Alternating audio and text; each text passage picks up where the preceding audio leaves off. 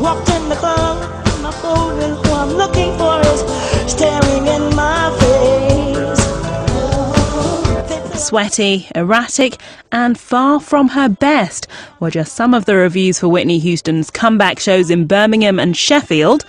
But a couple of weeks on, and was the verdict from her London gigs any better?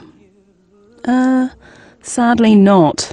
In fact, this time the quality of the diva's singing was so bad at points, she had to apologise to the audience at the O2 Arena, telling fans that sometimes her voice wants to come, and other times, well, you can probably guess. The 46-year-old did have another excuse for her performance though: the aircon. Whit wanted it off as she claimed it took away her soprano. Crowd pleaser I Will Always Love You was brought forward in the running order this time around, but her set still attracted boos, and it's claimed some even walked out.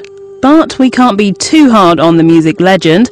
She's battled a respiratory disorder in recent weeks and has managed to get herself back on top with a new album after issues with drugs.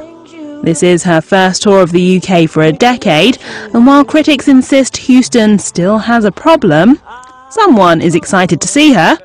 Paul McCartney's ex, Heather Mills, was so desperate to catch her in action live, she took part in a radio phone-in and scooped tickets to one of her sold-out shows.